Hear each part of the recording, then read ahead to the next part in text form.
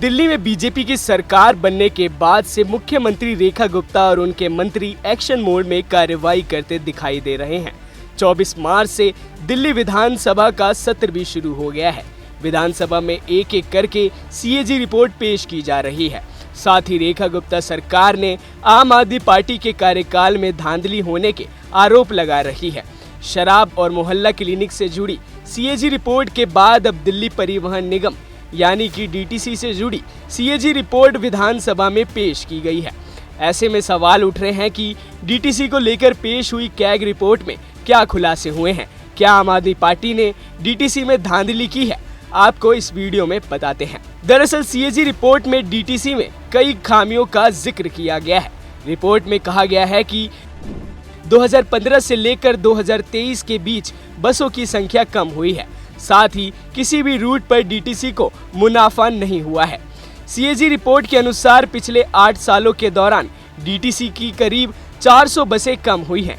बता दें कि 2015 और 2016 में डीटीसी के पास 4,344 बसें थी, जो 2022-23 में 3,937 रह गई। निगम में भी 2021-22 और 22-23 के दौरान केवल 300 इलेक्ट्रिक बसें खरीदी गई हैं, जबकि फंड मौजूद था। यही नहीं, सीएजी रिपोर्ट में बताया गया है कि साल 2021-22 में 660.37 करोड़ रुपए के कारोबार के साथ हर रोज 15.62 लाख यात्रियों को ले जाने के बावजूद डीटीसी को लगातार घाटे का सामना करना पड़ रहा है। इसके अलावा रिपोर्ट में कहा गया है कि पुरानी बसों की संख्या बढ़कर 44.96% हो गई है, जिसके चलते दिल्ली की सड़कों पर ब्रेक डाउन की घटनाओं ने तेजी पकड़ी है।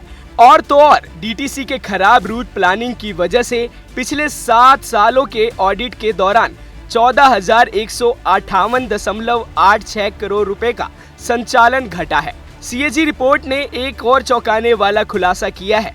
जानकारी के अनुसार डीटीसी के मैनेजमेंट लेवल पर भी गड़बड़ी देखी गई है।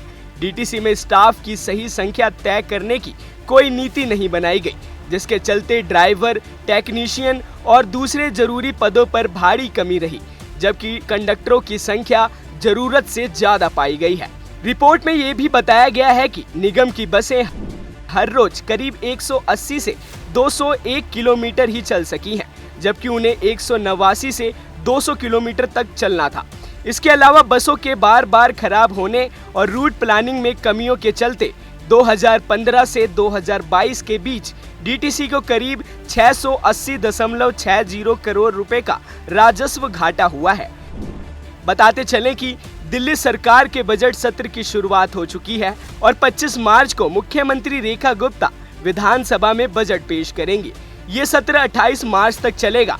सीएजी रिपोर्ट और बजट को देखते हुए विधानसभा सत्र हंगामेदार रहने के आसार जताए जा रहे हैं। ऐसे में अब ये देखने वाली बात होगी कि दिल्ली सरकार के बजट से डीटीसी को जितना नुकसान हुआ है उसकी भरपाई होती है या कोई नए नियम निकाले जाने वाले हैं।